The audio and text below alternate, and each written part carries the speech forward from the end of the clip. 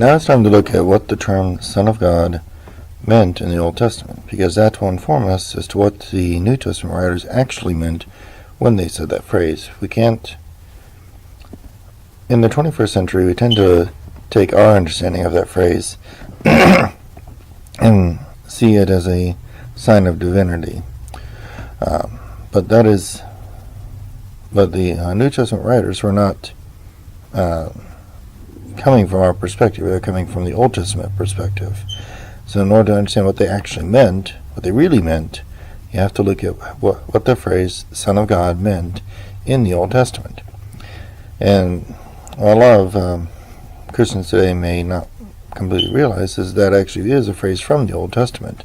It's not something that was just made up by the gospel writers.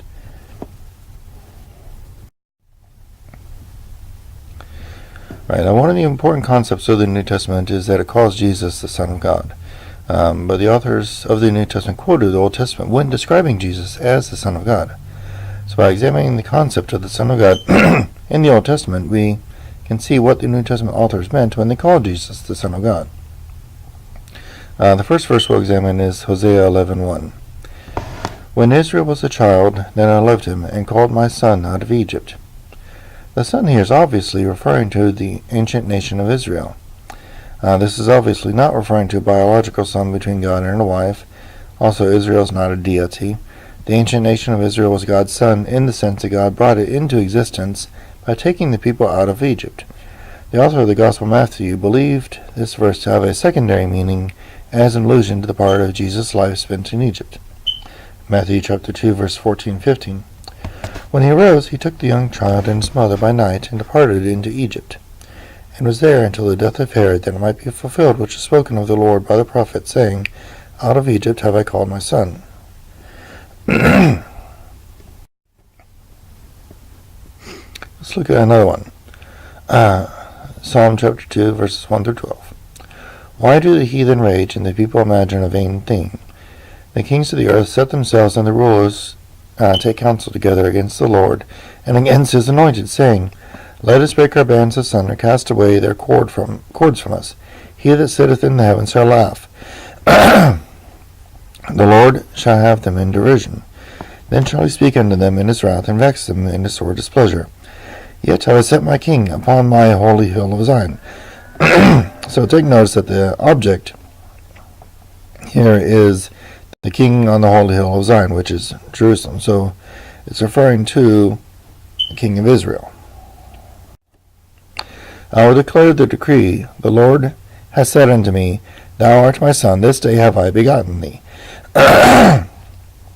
So God here calls the king on the hill of Zion, on Jerusalem, God calls him my son. He's referred to as the Son of God. Continuing verse 8. Ask of me, and I shall give thee the heathen for thine inheritance, and the uttermost parts of the earth for thy possession. Thou shalt break them with a rod of iron, thou shalt dash them in pieces like a potter's wheel.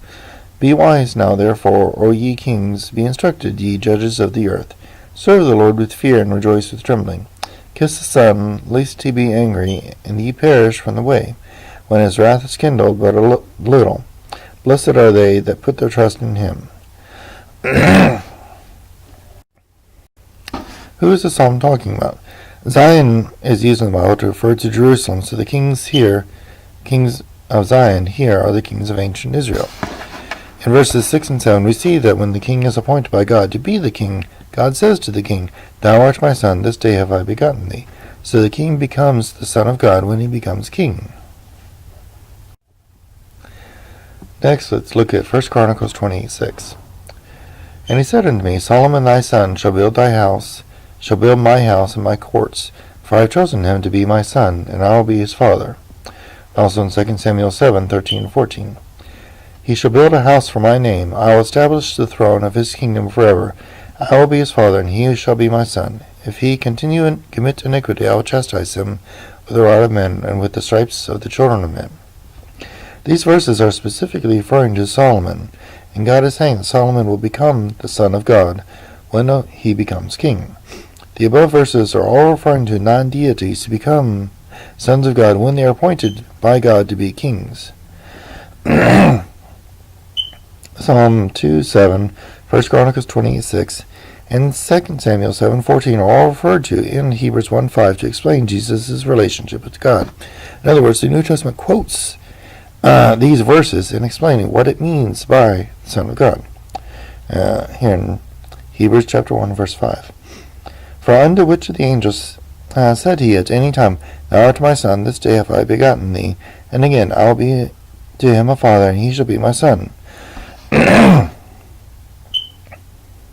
So, the New Testament is quoting these verses in the Old Testament and explaining what it means by a son of God. It means someone who is appointed by God to be his king. It's in no way, shape, or form connected with divinity. It has nothing to do with divinity at all. From these verses, we see that the kings appointed by God are referred to as sons of God in the Old Testament.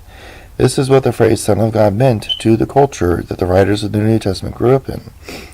We can also see that the New Testament authors quoted these very verses in explaining Jesus' position as Son of God.